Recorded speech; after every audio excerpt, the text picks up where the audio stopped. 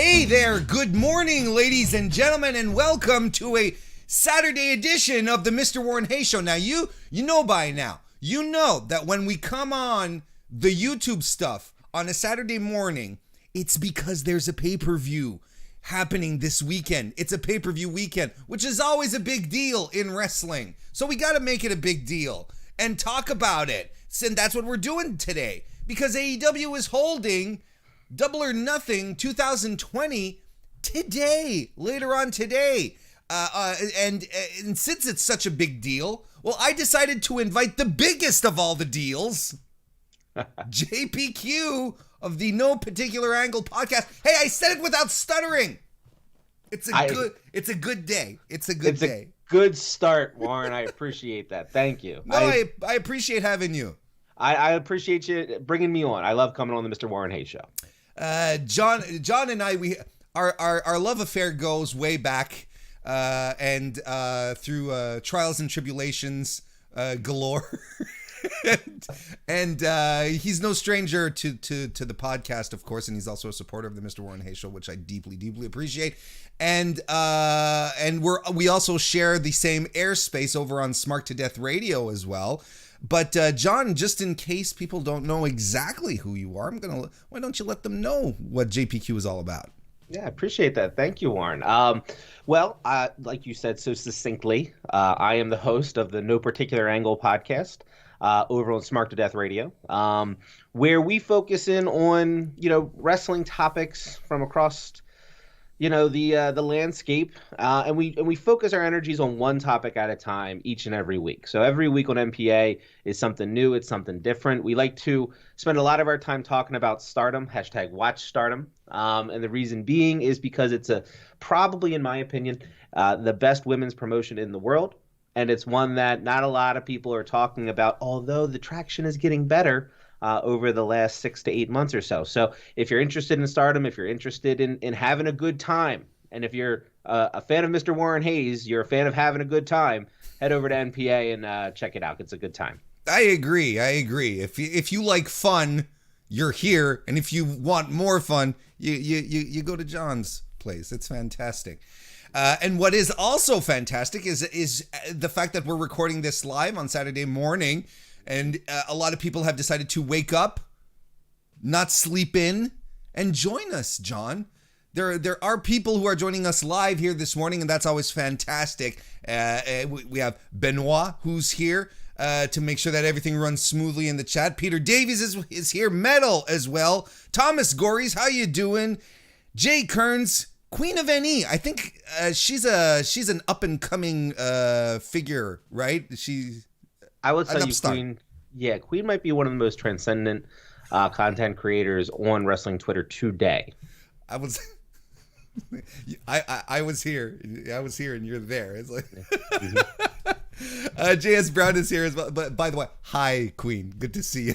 JS Brown is here as well. Good to see you. And Nikki, got a packed house, man. We've got a packed house. Johansson just popped in. Good morning. Thank you for being... Oh, and Mags. Okay, Mags is here. That was the stream, folks. Thank you for coming. Blame Mags. It's good having you. Mr. Thomas, Reese Thomas. Good to see you as well. So yeah, packed house. Lots of people who are here because, of course, people want to talk about AEW Double or Nothing. But just before we do, we do have to address a bit the situation. The elephant that's in the room has nothing to do with AEW, but it just happened last night. It's still very fresh. The death of Hana Kimura from Stardom took a lot of people off guard. It was a very dramatic situation that happened yesterday that unfortunately ended in the worst possible way. There's been an outpouring of support and love towards her family. A lot of people remembering her. John, I know you were a big fan of her work. Is there anything you'd like to add in that regard? It's not an easy time for a lot of people. Hana Kimura she was somebody that really would have been somebody who made an impact, not just on the wrestling scene, but the culture in general of wrestling. We talk about a lot of progressive movements and how we want things to trend in a certain way, right? More inclusivity, more getting people involved, making people more comfortable, right? And Hana was somebody that believed in all those. She believed in all of that. She believed that whether you're a man, woman, anywhere, anybody else, children, you should be able to come to a wrestling show. You should be able to have fun. You should be able to enjoy what you're seeing, and you should leave having a good time. And for her to be put in a position to be an ambassador for professional wrestling in general, and that's why she went on these reality show, Terrace House, and and tried to show a different side of professional wrestling, and ultimately through that found herself in a position to where she was being harassed and harangued and being wished ill things upon her, to the point where she began to believe them and did something that we just it hurts to think about. It's a very real thing. It's your words have impacts. It doesn't feel that way when you're on social media every once in a while. Either you're behind an avatar, you're not thinking straight. These people don't even look at their comment sections. They don't respond to us. They're on a higher tier. They're a character. They're not a person, right? And then something like this happens, and it hurts. It hurts. There's this purveying belief that if you're a public persona and you don't have thick enough skin, there's no point in getting into this. But I don't care how thick skinned you may be. Eventually, things will start to pour through, and it just so happens we're all people regardless. We're just all people regardless of what you like or you dislike, and that's it's just decency at some point. It's just how you deal with people moving forward. But our condolences to her mother, her family that will survive her, friends, close friends, colleagues. A definite tragedy. And a definite tragedy in a week that has just been filled with lots of heavy stuff. But we hope that this morning we'll be able to just bring a little light, a little talking about something that all connects us, that all brings us together, which is pro wrestling, in this case AEW. So Double or Nothing last year. By the way, Kirby Freeman, hello. Good Guy Dave is here as well. One Fall Podcast, and Kristen Ashley all showed up. Hello, everyone. Last year, Double or Nothing was the first big AEW pay-per-view post All Out. All In, actually.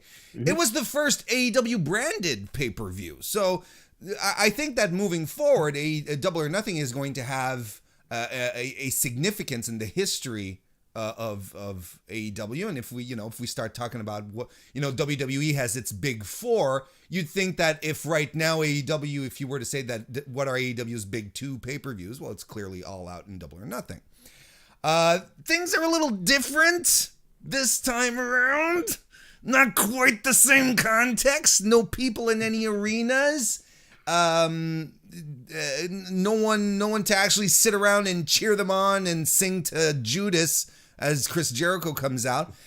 But the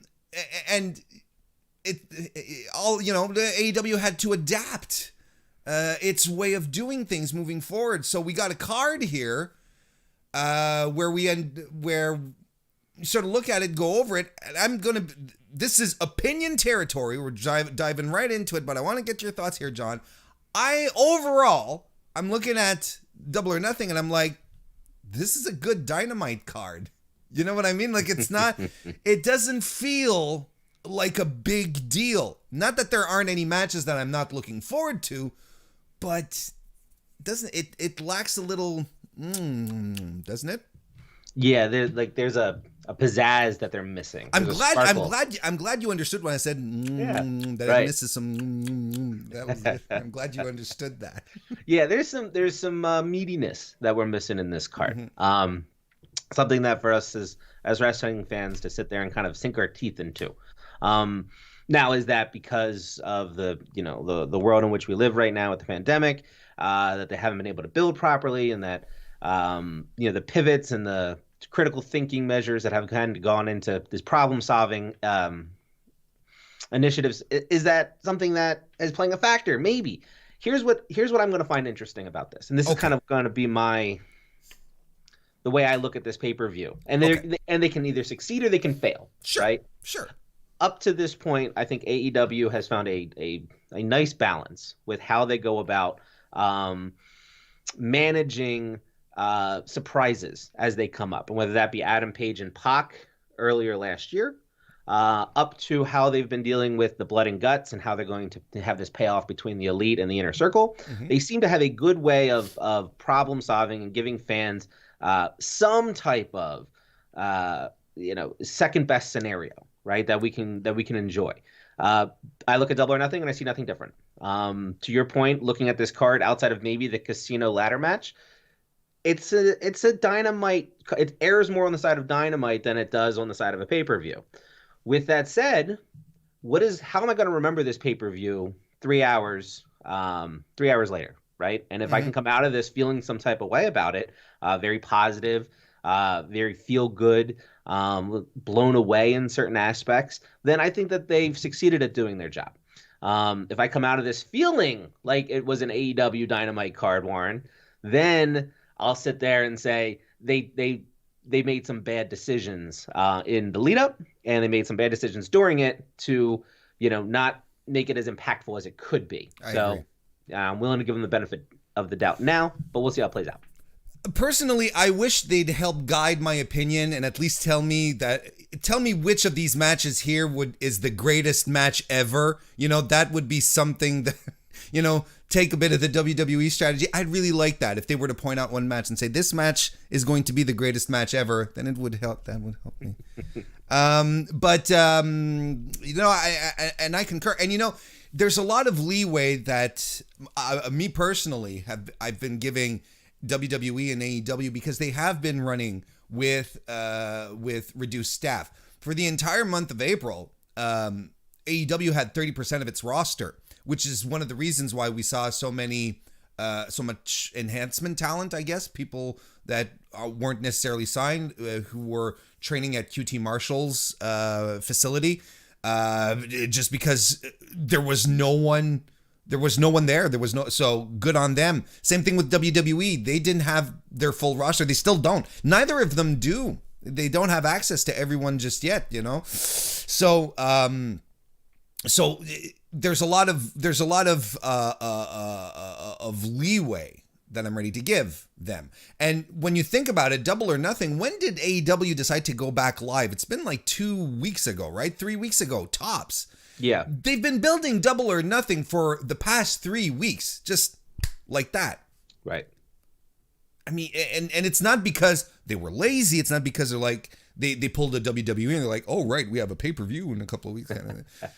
The context has been very, very complicated. But tangibly, like you said, ready to give them a chance. We'll see what happens. But tangibly, we end up with a card or an event that you're sort of like, well, I don't think this is one where I blow money on, and understandably so. I would completely understand why someone would say, you know what, I'm going to skip this one because I don't think there's anything that feels well. Except for one match, but there's not like this aura that makes it feel like a must-see kind of situation. Right. I mean, you're talking weeks of pre-tape and then 2 to 3 weeks of live television to build to a pay-per-view. If you're not, we can call it an AEW diehard, but I don't really mean it to that level, right? But if you're not someone who's completely invested in AEW and you're more of a casual watcher of it, well, then you might not feel the need to go out and spend the $30 to $50 or set up the VPN and get it. Don't do that, but set up the VPN and get it cheaper. Don't do that.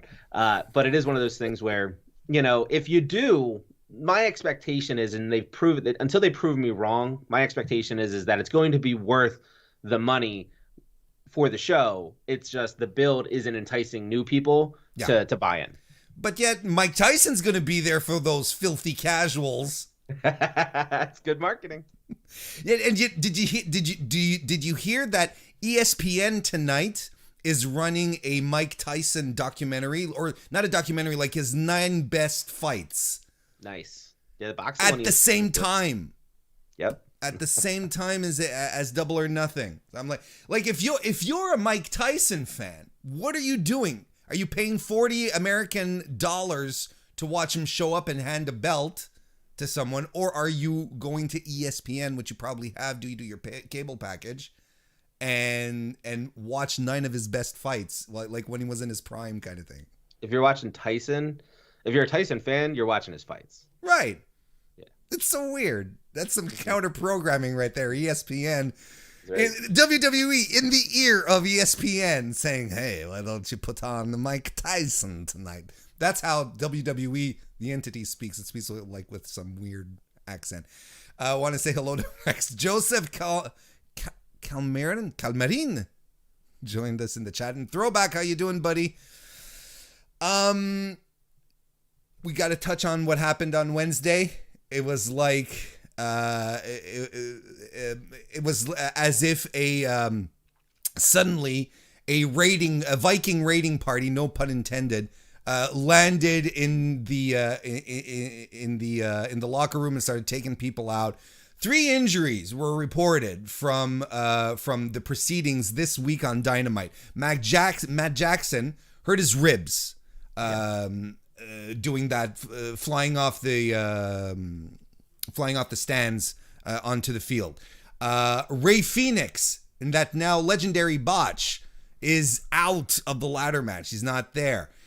Britt Baker, she's out too with a leg injury, and we don't know how severe it is yet, but she can't compete after she took an ill-advised bump. Look, okay. Matt Jackson getting hurt. Apparently, it's not so bad. He's still going to be there. It could be like just torn cartilage. It could be, but he's still going to be there. Okay. Right. Phoenix, Rey Fenix, he's a tough guy. He's wrestled through tons of injuries before. If they had to take him out, he probably got nice and banged up. And it's hard to say what happened. Did he get the distance he needed? Were people just expecting something else? Because the question is, why did no one catch him? But, there was clearly a miscommunication. There's something happened. And as far as Britt Baker, look, I'm going to tell you, I don't know who produced the match, but whoever decided that, hey, you 2 girls, you pick up Nyla Rose and you Death Valley driver her onto tiny, small Britt Baker, who can't really protect herself, and who's sitting up on a corner turnbuckle. Now, yeah, Britt shouldn't have lifted her leg. I don't think that helped, but the execution wasn't good. Chris and Tschida clearly didn't see what they were doing. They were offset.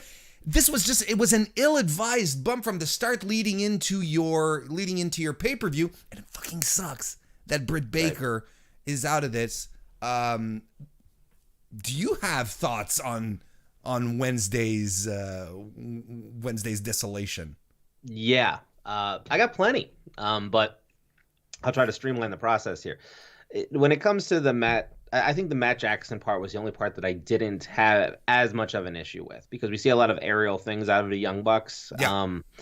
And they're kind of known for these types of spots. I mean, I think it was when they were going up against Ortiz and Santana, they came off the top of the set of Dynamite. And yes. And in an open field setting with soft ground underneath of you, you can take a little bit more risk, in my opinion. So that one's really more of just like, okay, if you're going to do a spot and you want to make that the spot on the Go Home show, fine. Okay, I can live with that. Rey Fenix is a daredevil, and he always has been. This goes back all the way until I first was introduced to him with Lucha Underground, and then everything that has preceded that, he's only anteed up his performances with regards to trying to just reinvent aerials on the fly. And you can see, and you go back and you watch this, the scary thing about this fall was he lost momentum off the second rope when he was coming over the top. He didn't get a good spring. It's like a bad jump on a trampoline. And when that happened, he lost all of his air. He lost all of his momentum in the air. He finishes the flip, and then he drops straight onto his shoulder. There was nobody there to catch him. Everybody was pushed back against the guardrail, and whether he was supposed to extend and get to those people or not, there needs to be a sense of awareness. Look, if you're going to stand up and you're going to kind of waver there like you're a Mortal Kombat, end of the match type of vibe, and there's 13 of you, somebody open their eyes and realize that this guy didn't get the air and take a step forward, right? Mm-hmm. As wrestling fans, we appreciate the imperfections from time to time. You know what I mean? Not everything has to look really, really good. If you go and you save him and you just push him into the apron so that the impact isn't straight onto the floor, we're not going to crucify you for it. We might call it a bad spot, but we're not going to crucify you for trying to protect somebody. Mm-hmm. In this mm-hmm. instance, for whatever reason, right? I'm not saying that they purposely did this or they didn't see it or whatever, but for whatever reason, they left a 3-foot gap, and that's the gap that Rey Fenix fell onto. I give a lot of credit to Colt Cabana for being able to hit his spot after that, because you saw that 2 feet away from you, and you got to keep the show going. So a veteran presence for him to come in and hit his moonsault, and then ultimately for Orange Cassidy to do his thing over the top, which did not look good either. They had this whole thing set up, but for Rey to take those types of bumps, just in going into a go-home show when you're talking a ladder match with 9 people, where Rey Fenix is the most enticing, to watch because of all the crazy things he can do. I mean, and what he can utilize, it takes a complete dynamic out of that match that was unnecessary because you didn't need it going into the go-home show. So that was questionable decision making there. And as far as the producing of the women's match, look, I've been pretty critical on the women's division of AEW, and you and I have talked about it on MPA. And really, my whole criticism is built around that they told us back in Jacksonville that they were going to change the world, and as Brandy came out and said, this is a completely different type of women's division than you've ever seen before. We are going to build. Anyway, so they go through this whole thing, and I think that for the first time, since the inception of Dynamite, they've done a great job with the resources that they've had available to them to try to build 2 compelling stories through Britt Baker and Chris Statlander, as well as Nyla and Tschida, to where I was invested and I was excited about 2 single matches on this main card, or on the pay-per-view, Double or Nothing, that involved the women. And to see Britt Baker have to take a bump where she was unprotected, was something as silly as, like, we know the strength of Chris Statlander. We know the strength of Tschida. We've seen these power moves done week in and week out, especially against one another, let alone when they tag. They don't need to pick up Nyla. It doesn't serve them any more than what we already know as fans to pick up Nyla and then throw her onto Britt Baker, of all people. And if Britt Baker would have rolled out of the way, I would have been okay with it. But if it's not Tschida or Chris Statlander picking up Nyla and showing power, then why do I need to see that type of double team move on an unprotected wrestler? And that's really ultimately what it was. And unfortunately, it ended in Britt Baker getting injured, and it's just like, hindsight's always 20/20. It's easy to sit here and armchair quarterback this, but realistically, it was an unneeded spot. And it's going to cost them, going into Double or Nothing. Yeah, and I'll even go as far as to add this. They decided to do a superplex through a table as well, and I mean, right. and it's your go home show.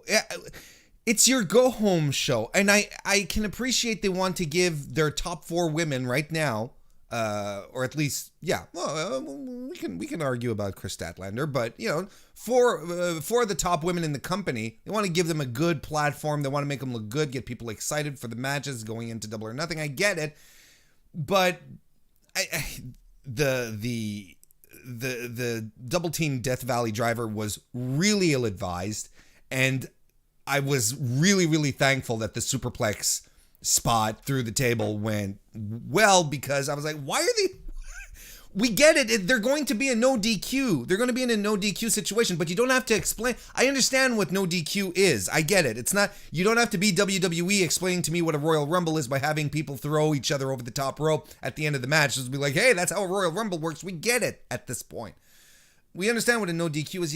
It was unnecessary and probably could have hurt someone again. But, I just that's just my point, and that's it. It screwed up 2 matches on the card, not too tragically. I mean, it's not as if we're ending up with Jabali versus Nakazawa again, But nonetheless, let's get into it then, John. Let's talk about the card. I'm excited to talk about it. We're gonna start.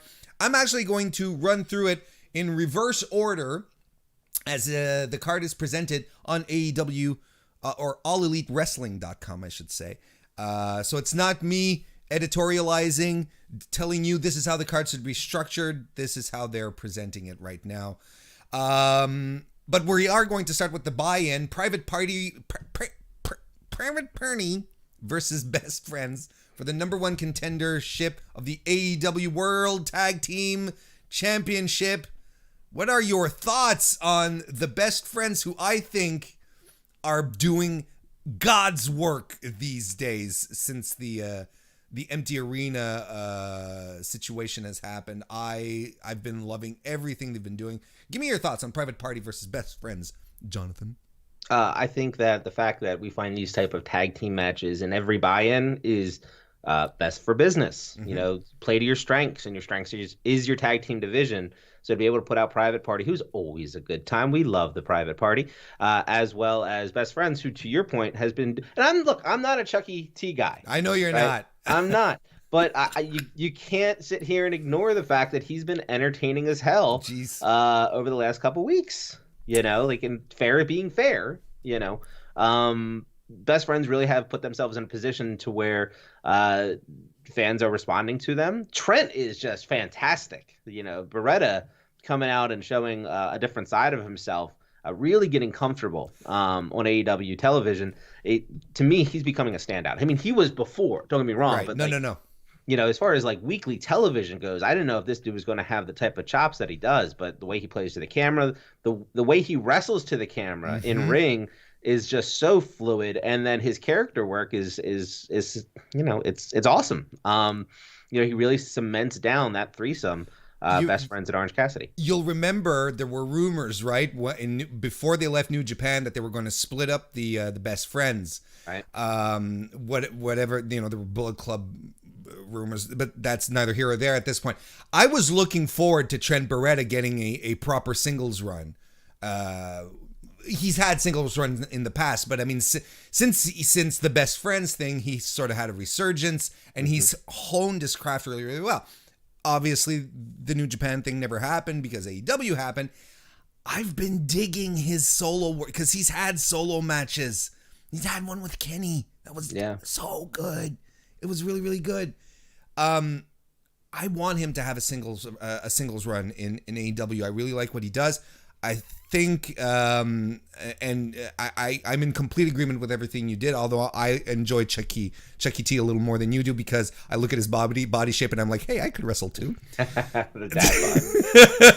As far as Private Party goes, they came in hot. You guys will remember AEW Tag Team Tournament, straight off the bat, beat the Young Bucks. Clearly there's a lot of and they had the matches at the previous shows. I think it was at Fyter Fest where they had this coming out party, not to be condescending or anything or making a bad joke, but still, they had this moment where everyone sort of realized, wow, these guys are really good. Between you and I, John, I feel they've lost some. The last few matches they had on Dynamite, I thought they were a little sloppy, and I don't think they're ready to be in a contendership position as of yet. Yeah, I don't know. I don't know about the consistency side, but I'll tell you, 100% agree that this is Best Friends all the way. Not just with how they're being shown on Dynamite, but what makes Private Party so successful is the hype, right? And the way they're able to get, when there is a crowd invested into what they're doing, Sure. and the buy-in is the perfect spot for them right now. I agree. given the investment. As soon as I saw this card come out and I looked at this pre-show match, it just read best friends to me all day.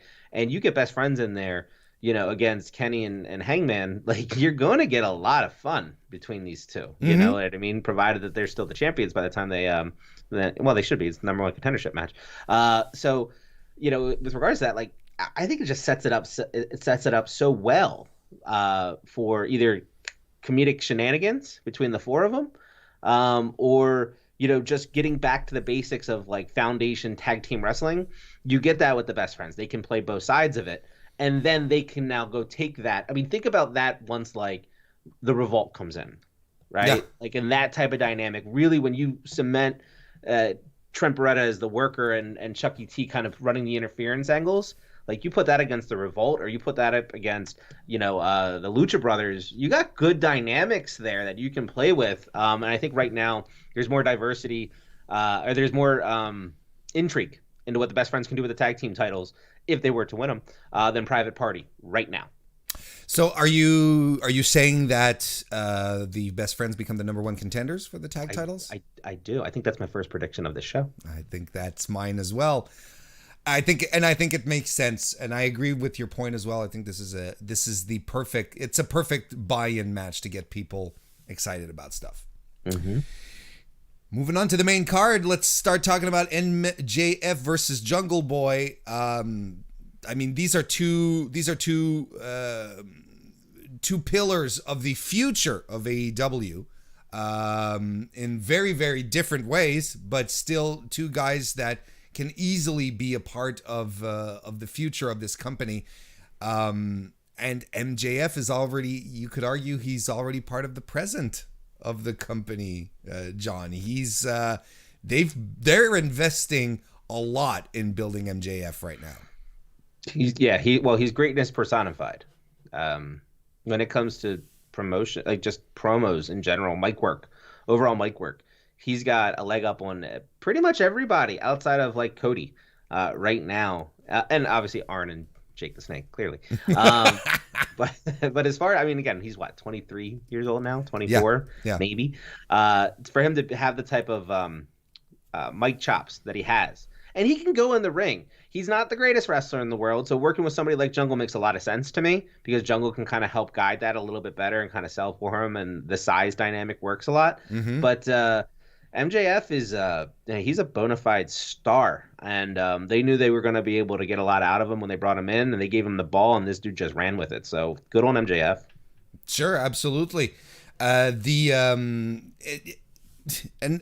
this, as for this match right here, and I mean, folks in the chat, let us know who you think is going to win here. But John, there's no way MJF is coming out of this one with an L. It just can't happen. Like, he's undefeated in AEW right now. This is part of his character. It's part of his storyline. It's giving him reason to double down on his dickishness. And it's like I often say, there's no better heel than a heel who's right. If he's going around and he's saying I'm the best, no one can touch me, and he has the record to prove it, it just makes him even more detestable. He has to go on. He has to get out of this one with the win, right? Well, I mean, he has an injury that he seemed to be getting out of with the hangnail. Uh-huh. You might see a run-in from Marco's stunt where he gives him a purple nurple, right, and kind of knocks him off his game a little bit.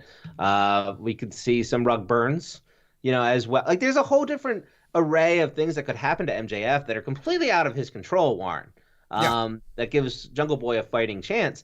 But really, at the end of the day, for all the reasons that you're stating, as well as MJF probably has been the one that's been, in my opinion, most impacted coming out of the pandemic with regards to a program, right? There's a couple other people that are in programs and they've had to pivot, but MJF kind of was finished with Cody and he was kind of looking for the next thing. I mean, obviously that's an overarching thing that'll be there for a while, but he was kind of looking for the next thing. And, when the pandemic happened, they kind of had to pivot him into more of like gambling in the crowd, and the promo work is obviously going to be there. And then that it's like, oh, well, he just kind of bumps into Jungle Boy, and Jungle Boy doesn't take that type of stuff from anybody, and they have a little bit of a history together. So, okay, we're gonna build this match up real quick. We're gonna put it on the card, right? MJF's the bigger guy. MJF is the bigger talker. MJF is undefeated. Jungle Boy can afford the loss. So for all those reasons, MJF is your winner. And I also think, if you ask me to fantasy book for 2.5 seconds, they're building MJF against Mox. I think that's the undercurrent that they're doing right now. And honestly, that's a money match. That's going to be a money match. Yeah, it is. So, and it has that aura of unpredictability, which is good. So I think we're both in agreement that MJF is going to move forward, is going to win here. We're going to move on to our next match, first women's match of the night. Chris Statlander versus Penelope Ford, who, as we talked about earlier, is replacing Britt Baker. This is a situation where if Britt was still here, I'd say Britt has to win, but I think there's more upside to having Chris Statlander come out of this one. Because there's no story, there's nothing here to justify moving forward, with Penelope Ford winning, or I think you should take an opportunity to continue to elevate a star of your women's division that you already have a lot of faith in, clearly, and continue to up her profile. I think it's just as simple as that. I think Chris Statlander is going to win. What do you think, John? Yeah, I would like to see something like, I think this gives you an open canvas type of match, to where it could be anything. You're right. It could just be as simple as Chris Statlander gets the win, continues her dominance, and we're in and out of there in 9 minutes, right? And I'd be okay with that because I love Chris Statlander. Penelope Ford, I've watched her for a very long time. She's Philly. She's from the 215. And I know how well she can wrestle in the ring. I also know that she hasn't been wrestling a lot lately. And that's showing up on AEW Dynamite and AEW Dark, to where people think that, oh, she's really, really green. Well, no, I'm just going to jump in because I'm glad you said that, because Penelope Ford she's not untalented, but I think she's adjusting to wrestling in front of a camera, for wrestling for television, and I think that's what is giving the impression that she's green. Right. When she's not, like you've seen her wrestle, you've seen you've witnessed her times when she was dating Joey Janela, and she's okay. She can go, but trust us, wrestling for television requires an adaptation to your style, especially if you spent all these years working indie shows. My God, it's a completely different approach. Right. I just wanted to point that out. I mean, a perfect example would be Jordynne Grace, right? And Jordynne Grace, and what she was on the independent scene and in Progress, and then what she was in Impact when she first got there for the first couple months. And it didn't seem like she knew how to wrestle, right? Mm-hmm. And why? Because she didn't know how to wrestle to a hard cam. Yep. She was wrestling to the audience. She wasn't wrestling to the hard cam. Well, you got to learn that. And Penelope Ford hasn't been given the opportunity to learn that. So where can we find a compromise? Okay. So here's where we find the compromise. And what's important about this is you cannot take away from the two in the ring. You need to use this as an enhancement on the outside, just to kind of break up some of the transitions and create a little bit of a narrative. Sure. So what do you do? You bring Kip out and you bring Colt out with Chris Statlander, right? And they play the manager roles on the outside, where they're just going back and forth like Jimmy Hart, and I don't know, pick another manager from the 80s, right? Slick. And Slick's a great one. And they're just kind of tagging each other on the outside. They're just playing the reindeer games on the outside, pulling legs and getting the ref involved and slapping each other in the face and doing all these types of things. And they're just offering a nice dynamic on the outside as these two are wrestling in the ring. And I think as fans, a throwback, which Colt Cabana is very good at doing, a throwback to that type of wrestling match would be fantastic given the circumstances. It would be so fun. I'd like to see something like that. I agree. Who do you got then? I think either way it's Chris Statlander. One, because I don't like Kip Sabian, although his shirt on AEW was very, very nice. Was awesome. It was a good shirt. But I think Chris Statlander is, again, given everything, the momentum and the investment that they have in her, she needs to continue that momentum. So very easy decision for me. I concur. I go with Chris Statlander as well. Look at us. Look at us. Yeah, look at us. Look at 3 for 3. Yeah, we should be eating hot wings. We had a super chat from Badmobile, who asked us a question. John says, shouldn't the pay-per-view be cheaper since there's no crowd? Now, if I'm not mistaken, I think Double or Nothing is a little cheaper than Revolution was. Seems to me Revolution was around the $60 range and this one is around the $50 range, if I'm not mistaken. But I could be. What are your thoughts on this, John? Mania wasn't any cheaper, I'll tell you that much. No, Mania, but then again, Mania was $10 for the network. No, but you know what I mean. If you bought WrestleMania from your pay-per-view provider, because yes, there are people who still need a pay-per-view provider to watch pay-per-views, folks. They didn't discount it. WWE did. Yeah, it's $50 here stateside. 60 if you want HD on cable, which has kind of been the going rate around here. Obviously BR Live is the way to watch it, $50.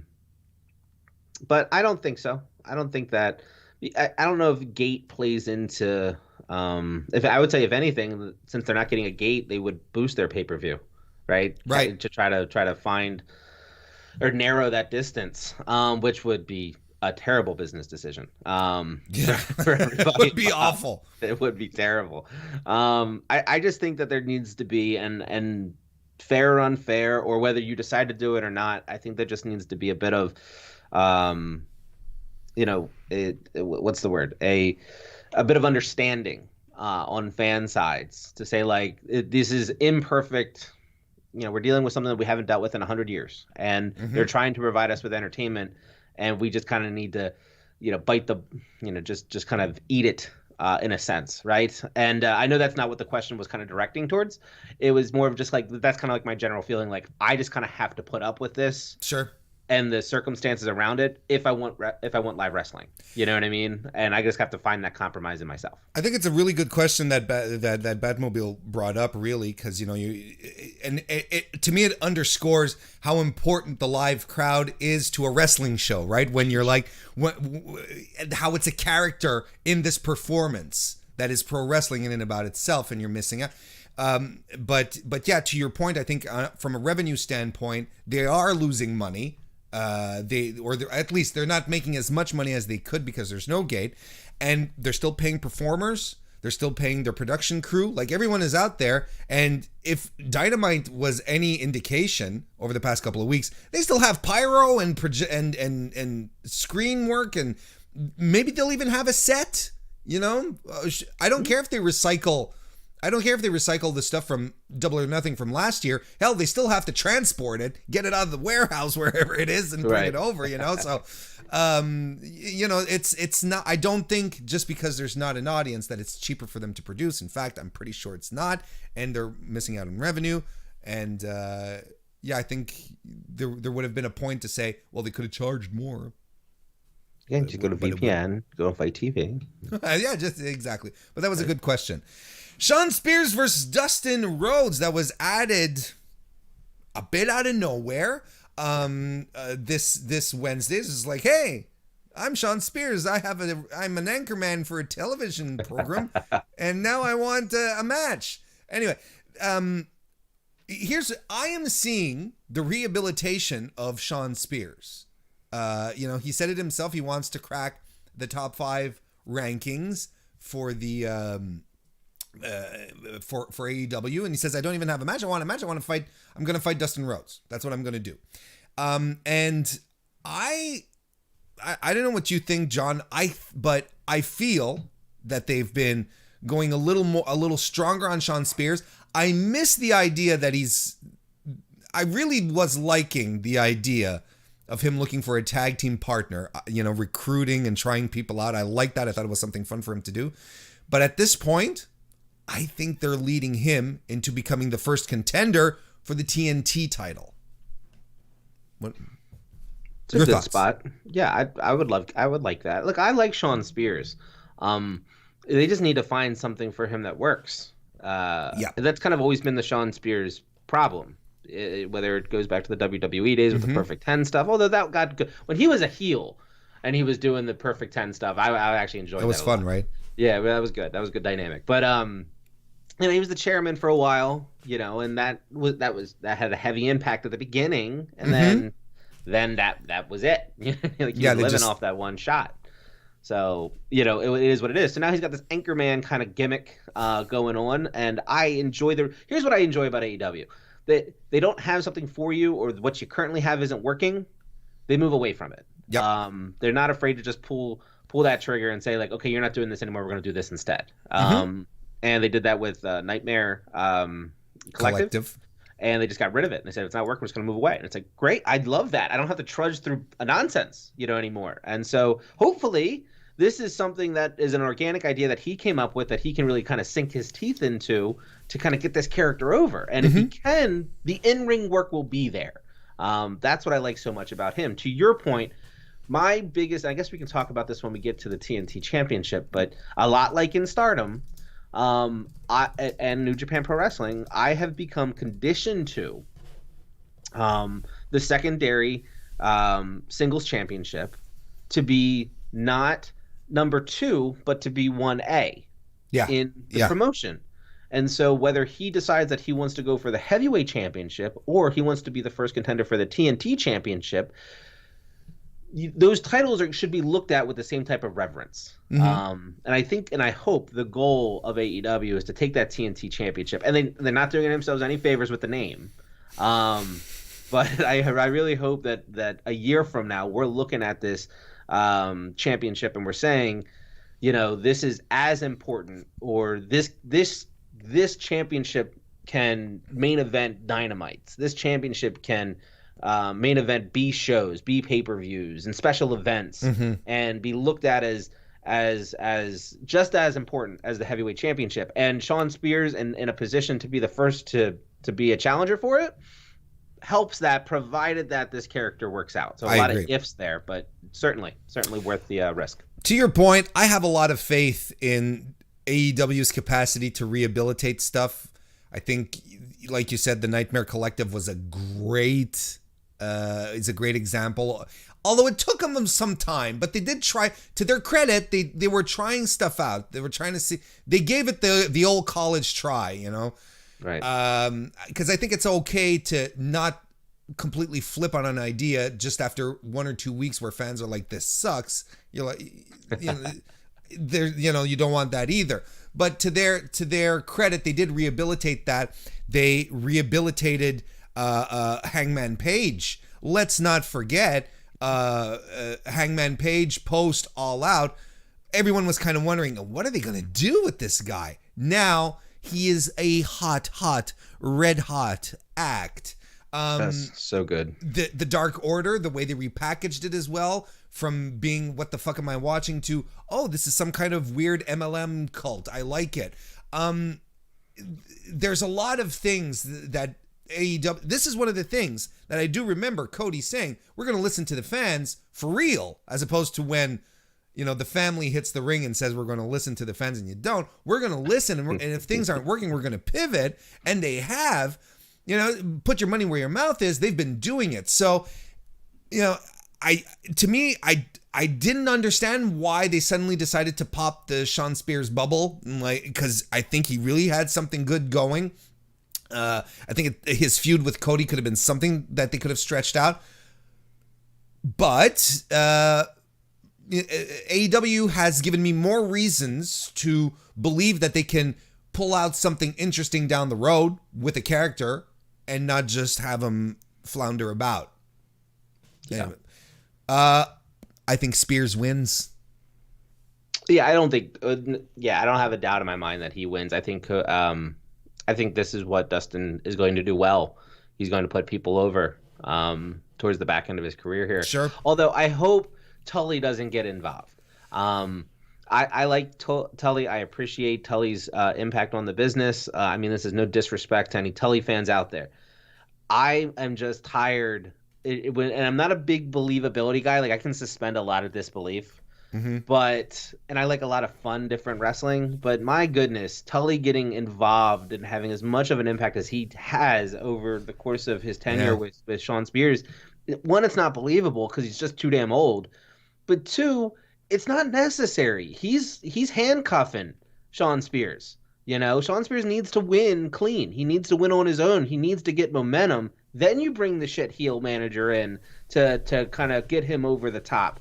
You don't need to establish Shawn Spears as being a guy that needs Tully to win, right off the bat, because then I have no trust that he can win when Tully's not around, and so fix that. And if you can fix that, win clean here, Tully's just in your corner, but he ain't doing anything, then I'll be a happy camper. Next, the casino ladder match. This is the one I'm looking forward to. This is the one Warren Hayes is. This is your baby. That's the one. This is the one that's drawing me in. Darby Allin, Colt Cabana, Orange Cassidy, Joey Janela, Scorpio Sky, Kip Sabian, Frankie Kazarian, Luchasaurus, and TBA. Now, Joey Janela replacing Rey Fenix in the match. And the match has rules. And I like this because there's a lot of dudes, but it's a combination ladder match Royal Rumble. Because two men are going to start the match, and every 90 seconds a new guy gets added in. So technically speaking, the match can end at any moment. You just have to climb up the ladder and grab the large casino chip that will be suspended over the ring. I like this. I like that they're giving a little twist to this. That being said, Rey Fenix, we talked about it. It sucks. He got kicked out. Joey Janela is being put in his place. It's not going to be a Rey Fenix it's not going to be an equivalent replacement. But I was surprised that Joey Janela was not put in this match in the first place. Frankie Kazarian, as much as I respect the body of his work, and I think for a guy who's been wrestling for so long, that he's still doing it today is mind-boggling to me, and he can still go. Frankie Kazarian felt like the odd man out in here. I was like, to me, when I saw Kazarian, I was like, why not Janela? That was my impression. So I'm glad Janela is in this. I mean, this is going to be wild, right? Yeah, this will be a lot of fun. I have my own personal thoughts on this. Some things that I would have done a little bit differently. But I'm also not, in a position to where I can, so I got to be okay with that. No, overall, I think this is going to be good. I like the clash of styles. I think that's probably my biggest takeaway. I think they could have pushed it a little bit further, and I think adding Joey into that helps that dynamic. I also think bringing back a Jimmy Havoc from his Progress Championship run and not the Jimmy Havoc who's hardcore light on AEW Dynamite, I think would also have helped this dynamic, and we would have gotten a true blend of styles and what style works best in a Royal Rumble ladder match, right? Because then it's wild card, and now anybody can win because Joey Janela doing crazy hardcore stuff off the balcony onto somebody that's on a ladder plays into this, and somebody like Frankie Kazarian, who's so technically inclined to how he goes about laying out his matches, can figure out a clever way of keeping somebody from climbing up the ladder. Then you have Scorpio Sky. So again, you can go through this with the list, right, of people. My biggest issue with this is that you're a comedy wrestling fan. I am a comedy wrestling fan. And you could have put Toru Yano. You could have put Toru Yano for sure. You could have put Michael Nakazawa out here, and he could just put baby oil up and down every one of these ladders. And people are just climbing up and sliding down on them. See, I would have liked that. You would have liked that. But can you imagine the number of people who would have just lost their shit? Which I would have also enjoyed. But could you imagine this guy? There's like 9 ladders, and everybody's beating everybody up. But as they're doing that, Michael Nakazawa is just moving from ladder to ladder, putting baby oil on it, so that every time anybody climbs it, they just slide back down.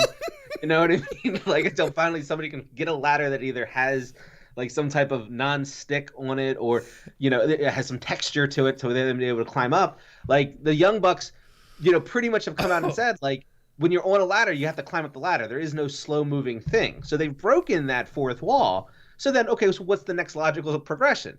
Well, then we got to put something on this so that you slide right down. You know what I mean? Right. And then the likes of the Joey Janela and Nicole Cabana and Orange Cassidy and what people like, what Phoenix could have been able to do with it, but what Square, I mean, they would all lean into that so hard. You know what I mean? That we really missed an opportunity, in my opinion. But that aside, maybe he'll just. I'm happy. I'm happy that's your main issue with this match. That Michael Nakazawa isn't greasing up the ladders. I actually want to make it. I want to make him my special entry. So bad, but no. I think overall, this is again. They're trying to innovate. They're trying to create something by utilizing rules of concepts that we know. Try to make something new. I really like that. I really, really like that. Me too. They haven't explained the rules 100%, which I know you appreciate. Although in this context, it would be kind of nice if we knew exactly what the rules were. But I'm sure we'll figure that out along the way. And overall, yeah, this is the marquee matchup. This is the one where we really could see something neat come out of this. Now we have to talk about the mystery opponent, the one who has not been announced. There is lots of speculation out there. Yeah. A lot of people talking about Sting, Drew Gulak, EC3. There's a lot of stuff going out there. And my stance is I like you said it earlier, AEW has been pretty good with their surprises, right? They've been pretty good with that. So I wouldn't be surprised if they did pull someone out, but it feels weird to me in a context where you don't have gates, which we also talked about, that revenue is down. The television ratings aren't there, so it feels weird to me that you'd go and hire someone. Bring in someone new into the mix. I can't help but feel that this is Brian Cage is another name that pops up, by the way, as well, which makes absolute sense. It just feels weird that you would go bring in someone new. Again, just a question of COVID-19-ish stuff. Right. Yeah. I mean, you can test for it. So as long as everybody's positive, I'd be okay with it. Man, how far down the rabbit hole do you want to go, Warren? Let's go. Let's go. Because here's what I would like, and this started with, and I got to give all the credit in the world to JD over at the Red Leaf Retrocast, because he's the one that's really getting me on this bandwagon. Okay. And people aren't going to like this. Some people. But Michael Nakazawa is the mystery guy. Once again, no. But I want to see. Let's say it's a debut, right? And we're thinking all these WWE people. And I say that lovingly. I'm not one of those people that cares where they came from prior. Sure. So it's all about what you do with the opportunities you're given. But let's say, so you have all these people could be, right? Like Zack Ryder is the one that sticks out to me. Like Cardona is the one that I think that if they're going to debut anybody, it's going to be him. But why not Priscilla Kelly? Why not bring in Darby Allin's wife to be the one, to be the last entrance who comes in and steals, essentially, is what it would be. An opportunity at the AEW championship, because it's not classified as a men's championship. And if they're ever going to get into intergender, right, in any level, you could do that by using a match like this to kind of set it as the cornerstone to build off of later. It's an interesting idea. I think it's one that takes a lot of balls, right, to be able to pull off. There's a way that it needs to be done, and there's a narrative that needs to, and people aren't going to like it. You know what I mean? That's just the reality of the situation, is that people out there aren't going to like it. But you talk about changing the world. You know what I mean? You talk about taking big risks. That's a big risk. And then to do it on a debut with a brand new character that, let's be honest, I love Priscilla Kelly, but I can't say that everybody knows who Priscilla Kelly is. To be able to bring her in and make that her debut, well, that's a hell of a way of doing it. Really, really interested with that, just because of the chaos that would ensue after the fact. That it's a very, very bold way to approach it. It's I'd like it because it'd be new, and then be like, let's see what happens. Let's just see what happens after that. I'd be okay with that. Are you kidding me? That'd be great. You watching Dynamite on Wednesday? Yeah, you're watching Dynamite on Wednesday. Yeah, because we got to see what they're gonna do with the TNT, with the number one, with the who's gonna be the number one contender at this point. Yeah. I like it. I think it's a good idea. I just don't know what they're gonna do. I think, like, if anything, I feel that maybe they already had signed Brian Cage. To me, Brian Cage is the most probable situation, because it had been pointed out, or at least hinted at, that he was heading there. He did it himself. He'd been injured. Maybe he was already signed, and stuff happened and they couldn't debut him, and maybe this is when they're going to do. Because like I said, I don't see them reaching out to hire Drew Gulak or Rusev or, any of these dudes right now who are, especially a guy like Rusev, is going to ask for money.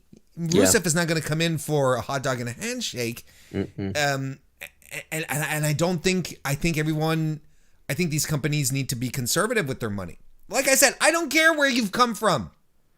I know a lot of fans are like, oh, it's turning into WWE. It's all the cast offs. I don't give a shit. I don't care. I don't care where they come from.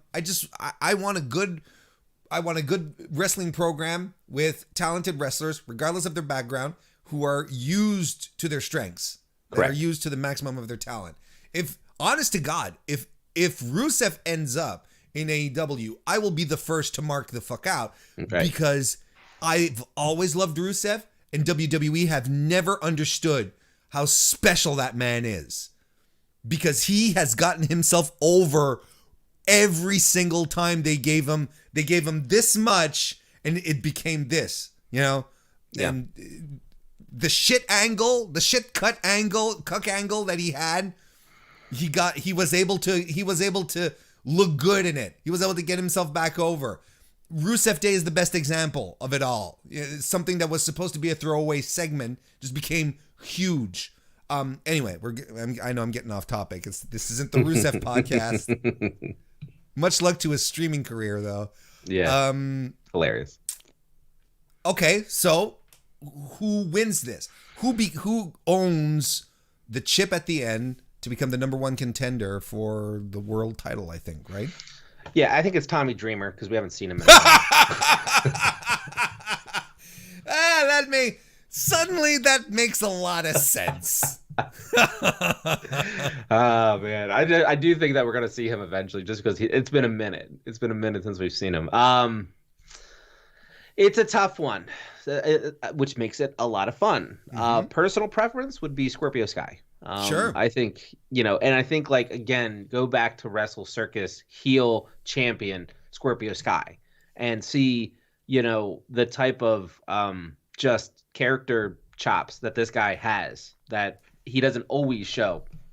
There's a lot to unravel with Scorpio Sky on the heel side, let alone on the chasing down championship side.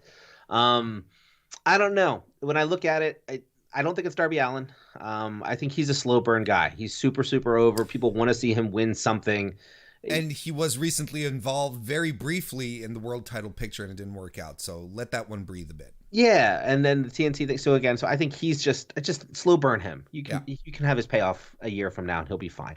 I think I would like to see Scorpio Sky, but I think for some reason Frankie Kazarian is the one that's sticking out in my head, and I don't know why. But I think, like, it's he's just the guy in it that you look at everybody and you say he doesn't make as much sense as the other people to be in this. And because of that, my radar goes up, and that's immediately where I go with it. So outside of the mystery person, I think it's Frankie Kazarian. And then we're pleasantly surprised with what we get, in the chase for it, considering who the champion could be.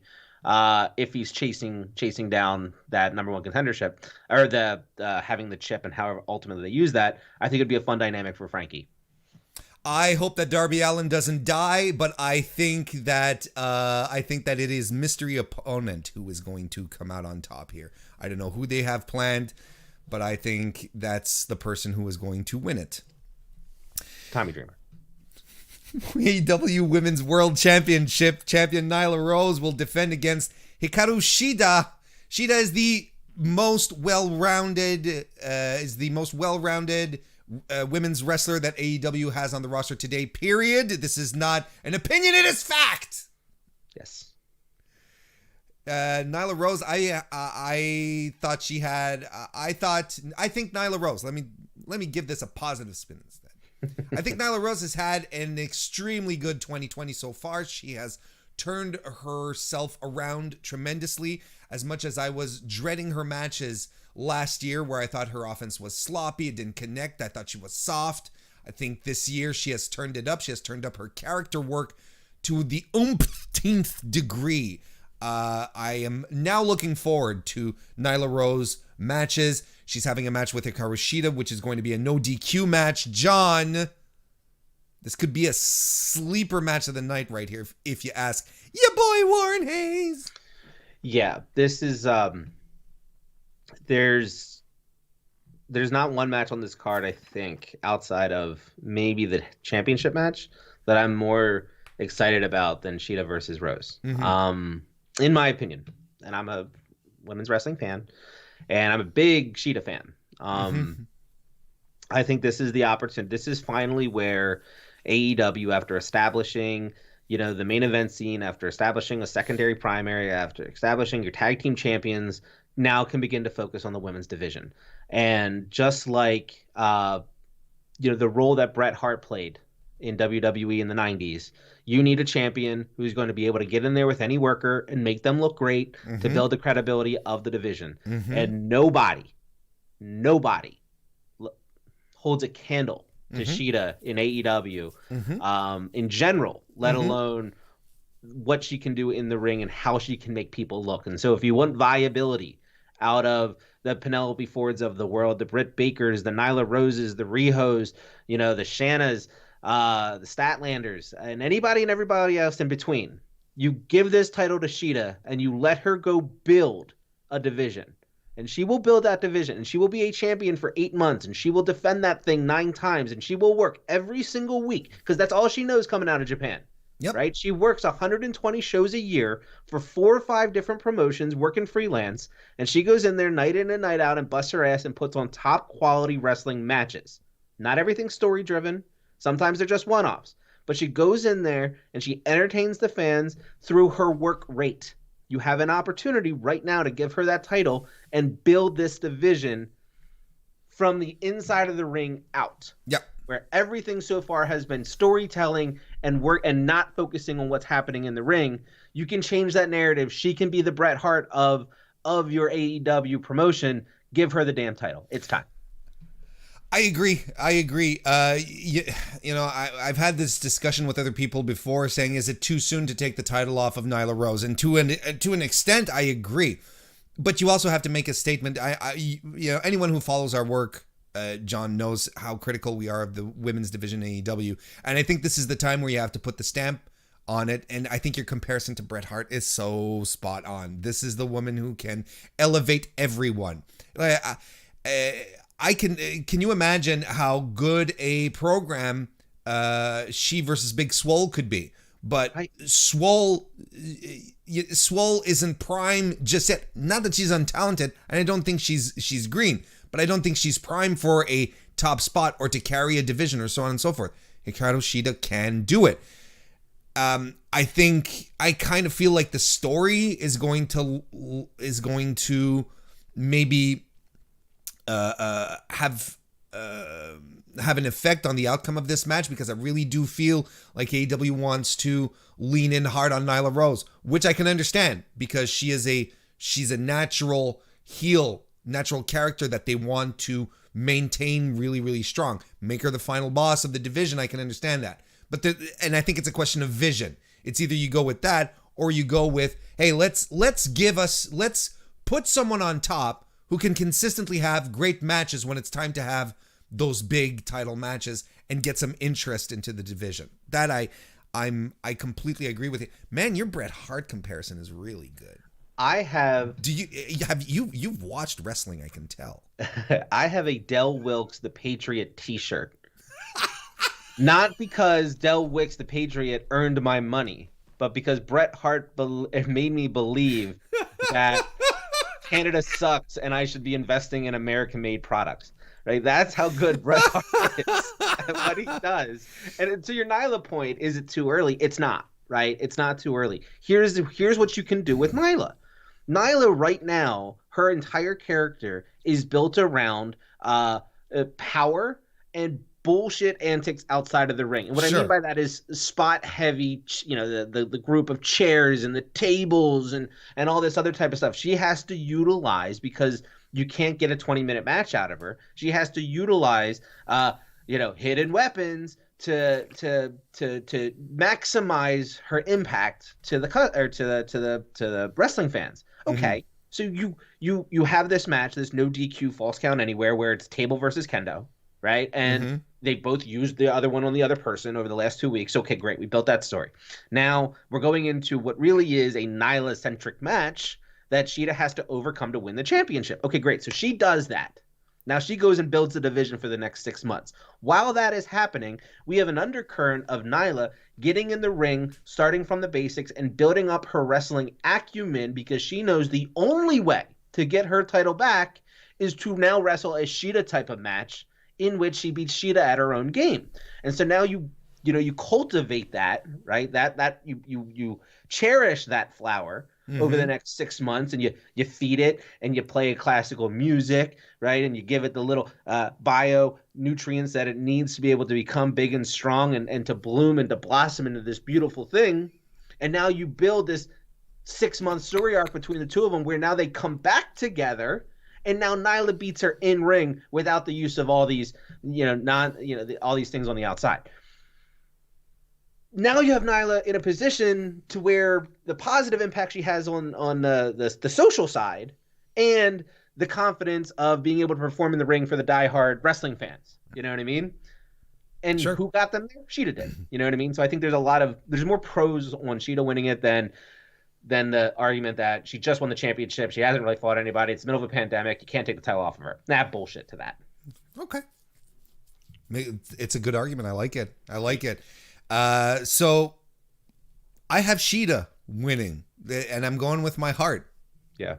You too? I'm picking Nyla. You're picking Nyla? No. I know it's Hikaru Tschida for me. Yeah, I agree. I think it makes the most sense. Want to say hello to Goodfella 1422, Vase Ross Vape. I always mess up his name. Good to see you, Ross. And Conrad from the Everything Pro Wrestling podcast here as well. Good to see you. And we also got a super chat, by the way, by Batmobile once again. Says they should leave the big surprises for when the crowd comes back. I feel it was a real big missed moment with Hardy's debut as well as Brody Lee's. Yeah, I mean, of course, there's nothing like getting the pop of the crowd, seeing Matt Hardy show up and the audience losing their shit. Of course. But in the meantime, you still have to create interest in your product and get people to watch your weekly product on Wednesdays, where ratings are just really, really difficult because everyone's watching cable news these days. I get the feeling, again, it's a testament to the importance of a live crowd as far as a character within a performance. I think, a lot of people are missing that for those reasons. John, do you have any thoughts? Again, I think it's just one of those things that I have to, as a wrestling fan, just I have to find that compromise within myself to know that, best case scenario, isn't available. Mm-hmm. Right. I'd love to see the impact of Matt Hardy in the ring or in the crowd, holding up his hands with, Vanguard, in the ring, and the crowd energy there. That would be fantastic. Right. Brody Lee, after everything that's gone into the Exalted One reveal in Rochester, would have been ridiculous. It would have been a lot of fun. But we can't have nice things all the time, and sometimes you got to pivot and you got to make the best decision. You're at a pay-per-view. You double or nothing, and we'll get into this when we get into the championship match. There was a lot of debuts, at Double or Nothing. It's kind of what the show's was kind of cemented in last year, and so I would expect to see a debut or two this time around because I'm conditioned off one pay-per-view, but nevertheless.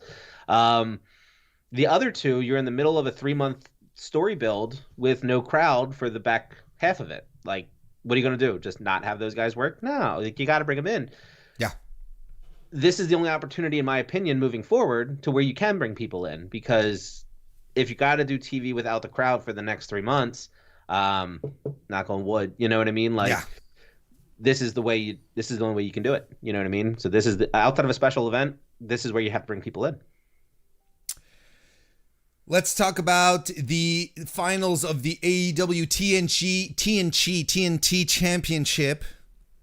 Cody, accompanied to the ring by Arn Anderson and Brandy, versus Lance Archer, accompanied to the ring by Jake Roberts, with Iron Mike Tyson on location to hand out the title. You can't say that this feud hasn't been well built. It has been. It's been going on for quite a long time, even before the whole tournament structure for the TNT title was set up. So we get a payoff for a feud. It has stakes as far as the title goes. John, what do you think about this match? How it looks like? I like that this is the match. I don't love the way they got here. I think with like I was saying before with the ladder match, how there's a lot of different styles you've incorporated. Mm-hmm. You could have done that through this tournament. You could have had the Jimmy Havoc hardcore guy, right, gimmick versus, a Colt Cabana, and what style is better, right? And that moves on to the next round. You could have played with these different styles at the beginning and the quarters and the semis that ultimately led to Cody versus Murder Hawk, right?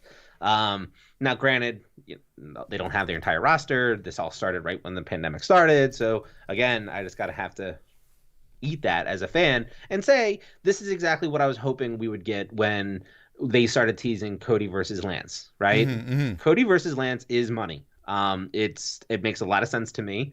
You talk about building somebody that you brought in the right way. You give him a mouthpiece and Jake the Snake. You give him credible vignettes. You put him in the ring and you let him have not just competitive matches, but then you let him have squash matches as well. You find the balance there. And then on top of those two things, you're going to put him up against Cody for a inaugural championship, which whether he wins or he loses, he's established, right, where he is in the upper mid card. So you did your job, right, as far as I'm concerned, with regards to building somebody, let alone doing it in a pandemic, right? Sure. I could be critical of the tournament, but I can't be critical of the booking of these two up to this point. Who wins it and where do they go from here? That's the interesting thing, right? Is this going to be the Cody story, where Cody now never wanted to be the middle card guy and he's the middle card guy?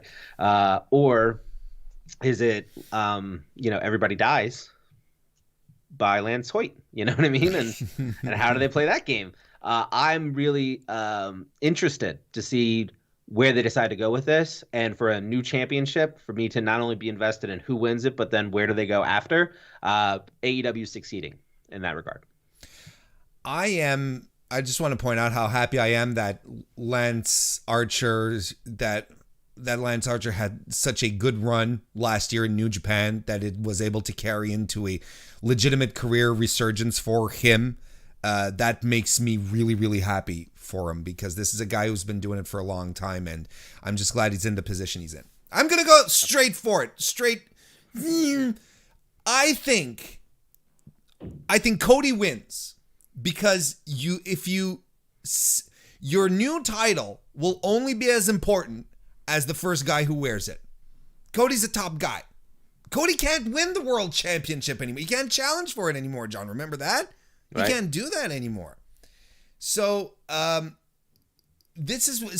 your top title, not your title, but your secondary title, if you want to make it feel important, you want to make it feel like it's worth something, if you put it on a main event level guy, even if it is the secondary title, it will be special and it will feel special. It's like you said earlier.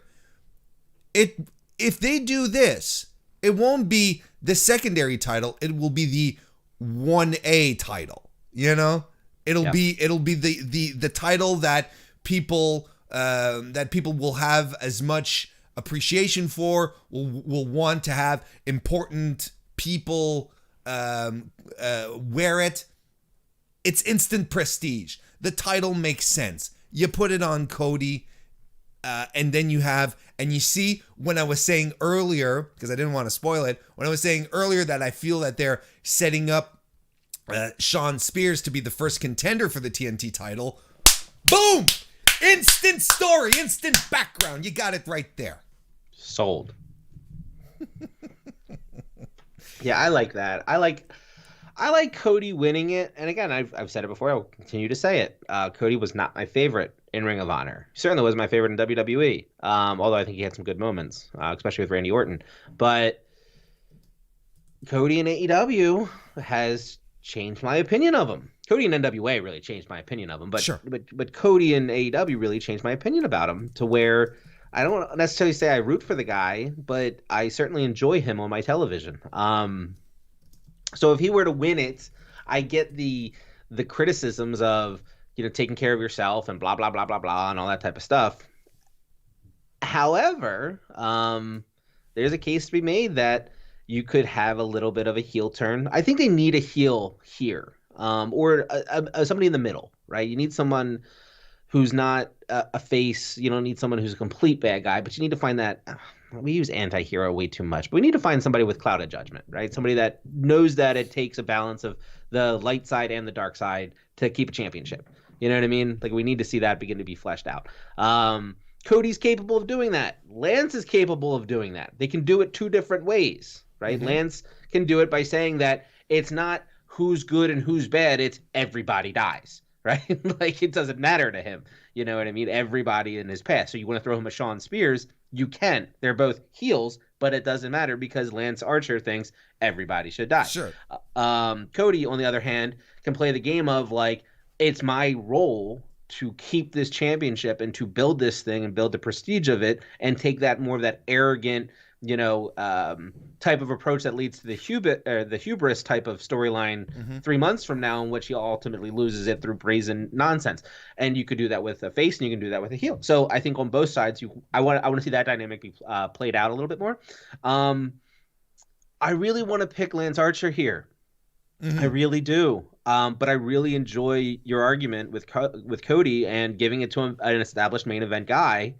You know what I mean? To fill in my narrative from an hour ago. You know what I mean? Like, you're playing on my feelings here. And I think that's probably the separation. You know what I mean? It's 51-49, and maybe where before you started your argument, I was 51 Lance, 49 Cody. I think given the fact that, you need an established main eventer to really kind of push that prestige, you can push me into that direction, the majority into Cody's, and I would be okay with it if they execute it after the fact. So, I'll go Cody. Well, there you go. I'm going to go with Cody as well. Apologies for those of you reacting that John's audio and video was a little out of sync. It doesn't matter as long as you hear the sultry sounds of JPQ's voice entering your eardrums. That's really all that matters. Jon Moxley is the AEW World Champion. John, he's going to be defending against Brody Lee. John, it's a WWE mid-card match that they're trying to pass off as a main event. John! What do you think? First of all, I love their feud for the IC title. Yes. Back when they were on WWE, so y'all can pound sand. I'll tell you that putting my cards out, putting my casino cards out on the table here. There's a theme, so might as well. That's right. I think Brody Lee should win. I think he should win. I think he should take this title. I think he should take it off Jon Moxley. Bold. Very bold. 2 reasons. Number one, Dark Order debuted last year, and huge question mark from a lot of people because they were very gimpish, weren't they, with the way they came out and attacked the Best Friends. And people were like, if you didn't know who the Super Smash Bros. Were, these were just fetishized wrestlers, right? In some form. Yep. And then to end the show, right, you have Jon Moxley, which is probably a defining moment in the early stages of AEW, right? That silhouette at the end of him up on top of those chips with Kenny Omega underneath of him is a cornerstone of what they built over the last year, Double or Nothing to Double or Nothing. And I think that's a narrative that they really need to show and play on now that the Exalted One's in play, right? And that Dark Order is trying to, get themselves from being this punchline to being the most revered faction of all the factions, including the Inner Circle, in AEW, in AEW, the promotion. So how do you do that, right? Well, you need the championship to do that, and you can't just take it. You have to win it, and you have to win it. You don't have to win it clean, although that would be good for Brody if he could, but you can win it kind of dusty and still be okay. I know it's not the proper way of using dusty finish, but you know what I mean, where I'm going with that. I know what you mean. And you have the people to do that, right? With Evil Uno and Stu Grayson and everybody else to be able to make that happen. I will also sit here and say, as a Dean Ambrose fan turned Jon Moxley fan, Jon Moxley's best character is in New Japan Pro Wrestling.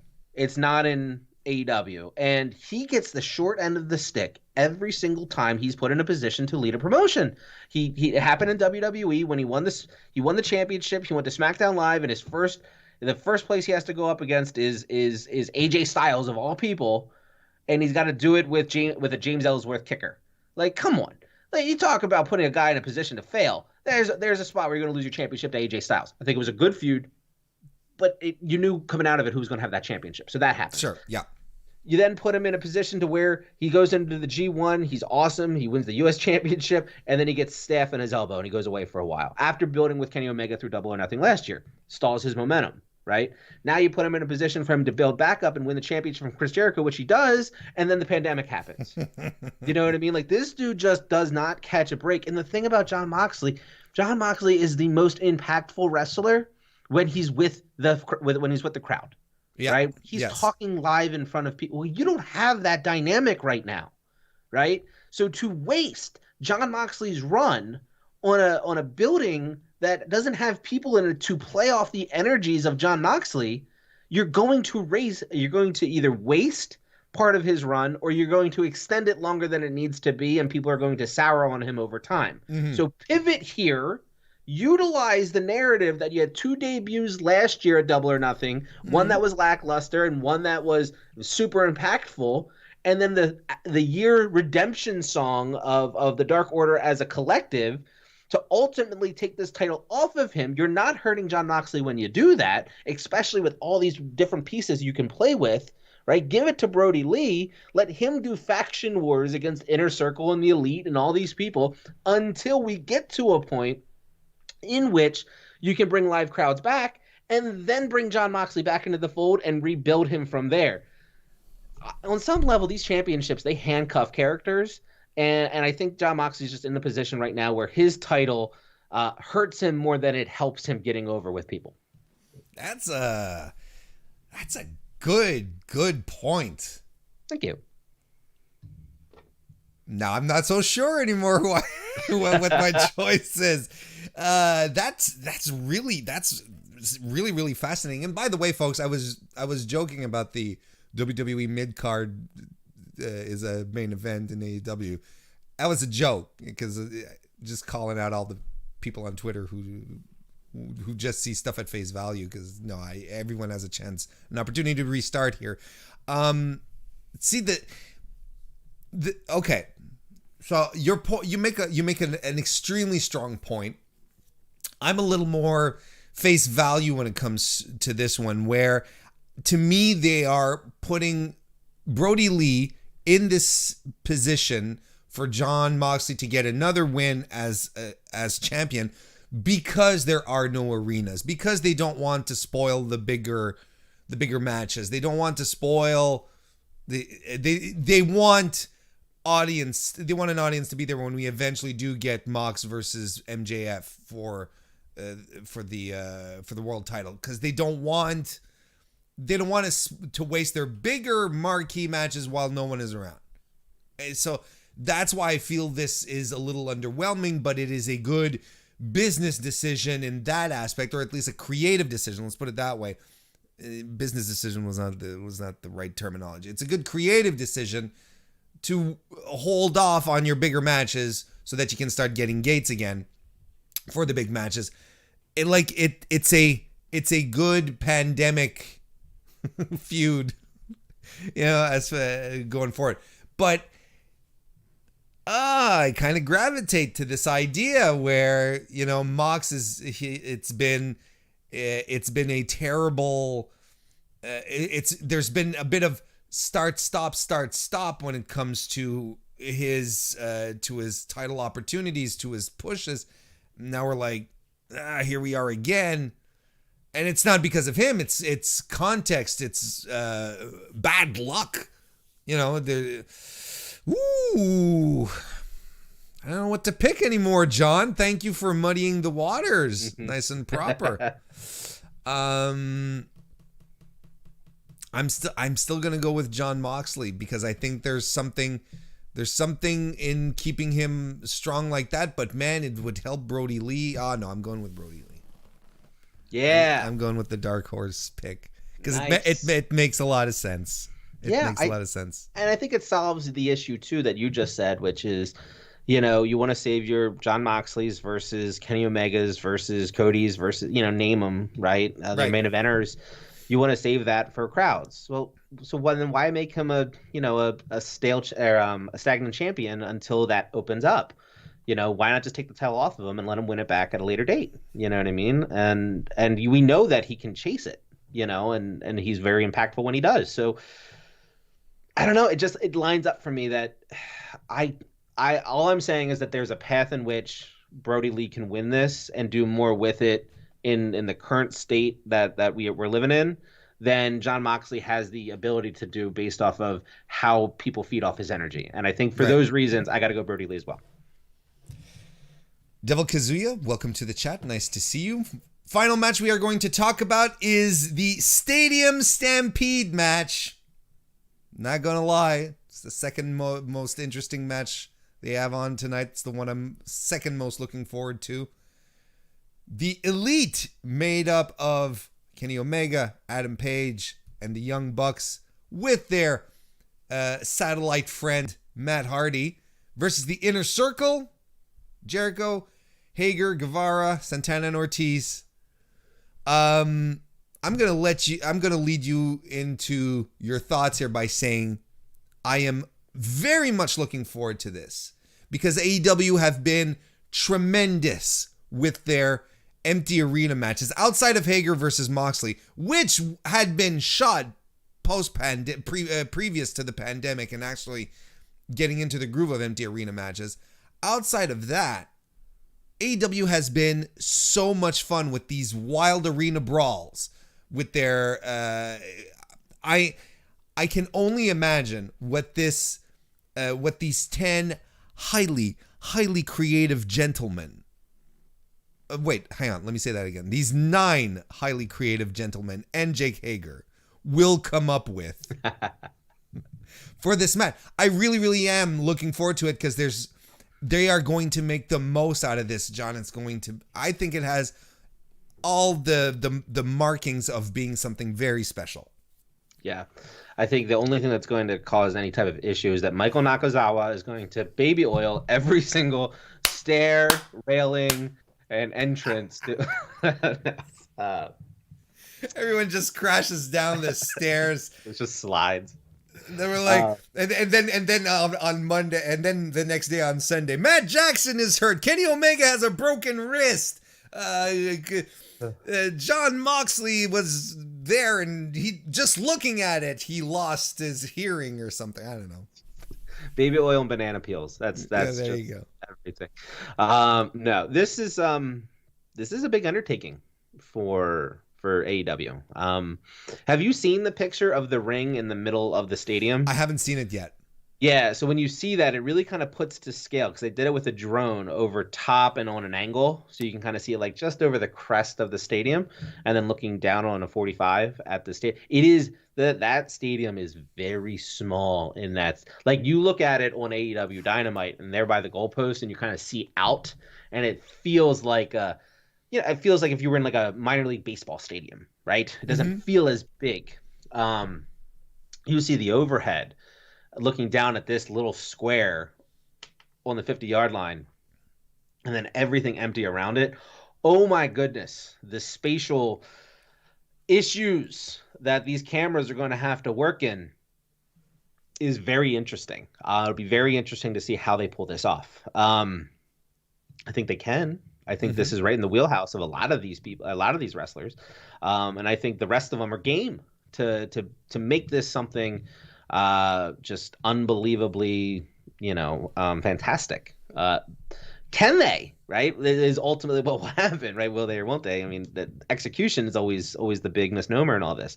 But here's what's not going to happen. We're not going to get the conventional 4 or 5-on-5 tag in just an empty stadium, right? We're going to get spots off of I don't even know, like barriers and stuff up in the stands. And here's my hope. My hope is that it's 5-on-5, but they all start at different points in the stadium, like almost like a video game, like Call of Duty, just kind of manifest in one spot. You have pretty much like 5 separate individual matches going on. Sure. All at different spots in the stadium, and they all kind of merge together over time.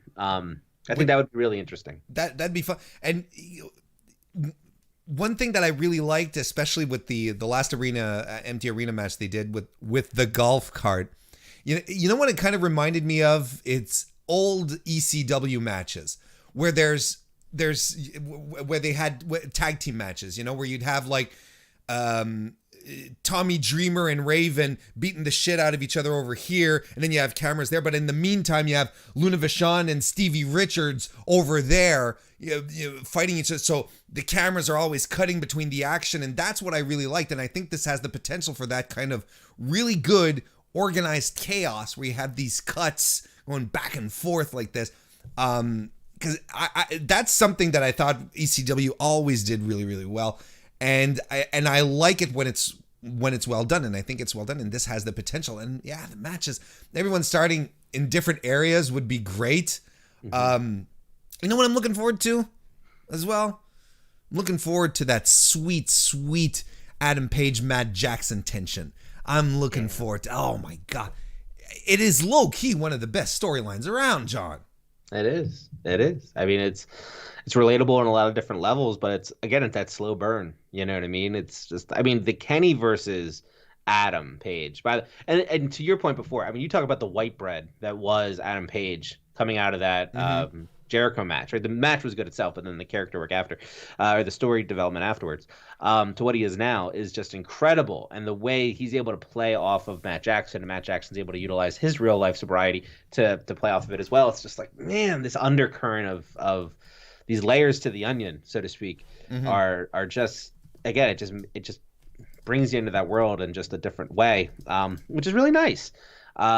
There's a bunch of ways they can do this. I hearken it back to DDT, and I know a lot of people do, but if you haven't seen Chris Brooks wrestle in a water park, you know what I mean? And you can't conceptually think about how this could be done. I'm telling you now, there are a tremendous amount of things that they can utilize to their advantage in a football stadium that is just going to be chaotic. It may not be your cup of tea. At the end of it, you may not sit there and say, well, that's just, I mean, that's a spectacle. That's not a wrestling match. And you would be right. But that's kind of the fun of this type of match, and the fact that they're trying to bring it to as big of a mainstream audience as we have outside of the WWE. That's a huge undertaking. You know what I mean? Yeah. And provided that they can execute on it, because it's a big risk. And you have to be able to not just have the idea, but you have to be able to perform on that idea. But if they do, that's a big deal, and they should get a tremendous amount of accolades for that, because a lot like Undertaker versus AJ Styles and the cinematic thing that they did, that they crushed and they did a great job with, this is on that same level with regards to importance of evolving the wrestling scene in America moving forward. And so I really, really hope that the camera angles are good, or the camera shots are good, and the wrestlers are good, and there's no continuity errors and all that type of stuff, so that we get something that, you know, is a staple of 2020. I think it has all the potential to be something very, very special. You have legitimately, and you know, I was kidding earlier, but you legitimately have some of the most creatively minded wrestlers in that match. The amount of ideas that they probably all had when they sat down to brainstorm was creative. Meanwhile, Jake Hager was sitting in the back, flexing his muscles. But once we get to the match, I think there's going to be a lot of good stuff. I'm kind of hoping that Vanguard 2 shows up, but he's actually a tank as opposed to a drone. I also my pick here, I think what they have to continue to do is have the Elite win, but thanks to Adam Page, because Adam Page has been scoring the W's for the Elite, and they have to continue down that road. Not because I think this will justify his heel turn. You can't turn Adam Page a heel anymore. You just can't. He cannot be. He's too over. Right. You need to have Adam Page continue being the force that is ensuring that the Elite get their wins. It just has to be, because it is going to continue to create that tension. And I've been saying it from the moment that Adam Page started getting these huge pops. You turn the Bucks. Turn the Bucks. They are much more fun as heels anyway. Smarmy little douchebags. I love them as heels. Most of their indie work was done as heels. That's what you need to do. Matt Jackson is insufferable in this feud with Page, and it's perfect. You know, it's like perfect. That's my prediction. That's how this match ends. Buckshot lariat to whomever. Let's say, I'm just throwing it out here, Jake Hager. And Page gets the win. What do you think, John? I would love to see either a reincarnated Vanguard 1 or Vanguard 2 come out, but he's heel, or it's heel, I guess that's what I put it, and cost Damascus the match. I think that'd be fun. Just kind of move away from Broken Matt Hardy altogether. But obviously keeping Broken Matt Hardy, but push it away to this Damascus character, by bringing in and again, it could just be like Jericho rebuilt him. You know what I mean? With shitty parts, and so doesn't fly his way, but he still talks to him like he's Vanguard. You know, because it's Chris Jericho, so he can do anything and it's gold. You know, it's you could do something like that. You could anything with Vanguard turning heel, I'm a big proponent of. That's number one. Number two, I want everybody. I think this is a great spot for Jake to have zero impact on the match, but everybody per usual. I'm sorry, go ahead. But have an impact in a different way. So every time he's about to do anything, right? Somebody comes over the top and just throws a big garbage can over his head. You know what I mean? And 7 or 8 times over the course of the match, he's about to help somebody or do something, and somebody comes with another garbage can and puts it over his head and rolls him down the stairs. And it just happens continuously through the course of the match. And that's just what he does the entire time. You know what I mean? I would just, and then at the end, the lasting impression is everybody's standing there. There's pyro in the air, and there's just Jake Hager sideways in a trash can on the ground. You know what I mean? And that's just the narrative of this match for him. I would love something like that. I want to choose Inner Circle in this match. I really do, because I enjoy Chris Jericho and Sammy Guevara, and I love LAX. I just love that tag team so much. But this isn't their match to win. You know what I mean? This is the Elite. This is a culmination of a lot of loose ends, of a lot of different storylines, and the builds, to your point about storylines that have been foreshadowed that need to begin to be fleshed out. And so this is a semicolon, right, on a lot of this stuff, and then picking up with it afterwards. I think that's how those sentences work. I don't know. Ask Kristen Ashley. She knows more about that than I do. but it is but I think this is an elite win, for sure. And I think how they get there will be very interesting. And I definitely, I'm a comedy guy, so I always default to funny things. But yeah, I think you can use Jake Hagar in a goofy way this time around, and I think it would benefit him the most with fans if that was the case. But ultimately, it's elite at the end of this, getting the W. I think so too. And for what it's worth, I think Jake Hager is used goofily every week, just coming out with that haircut. So John, what kind of show overall are we in for? What kind of impression are we going to be left with when tonight's Double or Nothing is going to be over? If I had to grade it, I'd say B plus A minus. I think it's not going to be perfect by any stretch because it can't be, right? Mm-hmm. Working in an empty arena, you can only do so much. You can only be so innovative. You have restrictions. That's number one. Number two, I would liken this to checking out an independent show on pay-per-view that you've never seen before, right?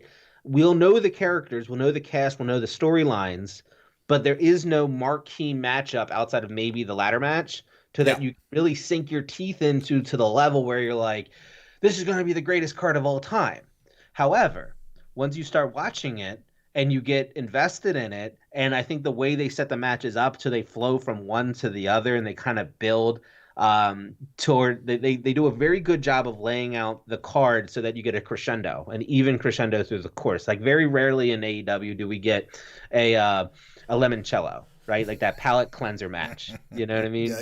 They pace it out very, very well. And I think the independents do that very well too, right? Where they kind of blend one match into the next. And if they can succeed at pacing the card, I think that just adds to the level of involvement and investment from the fans to where we'll be satiated at the end of this with regards to the justification on the cash, but the lack of build, right? And they need to do that because this is one of those two marquee. They haven't failed me yet. They haven't given me reason to doubt that they can do this.